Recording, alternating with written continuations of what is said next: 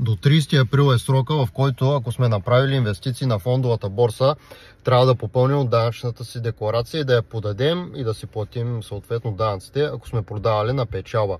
Ето накратко някои основни неща за данъците от инвестиции на борсата. Когато сте закупували американски акции и сте ги продали на печалба, вие дължите 10% данък само върху печалбата. Подобни сделки се вписват в приложение номер 5 от годишната данъчна декларация. Ако пък не сте продавали, а само държите, това нещо също се упоменава в декларацията и се прави в приложение номер 8. Декларираме какво притежаваме, с какви активи влизаме в следващата година. Ако сте купували и продавали криптовалути, тези сделки, ако имате печалба от тях, отново се пишат в приложение номер 5 и се плаща пак 10% данък.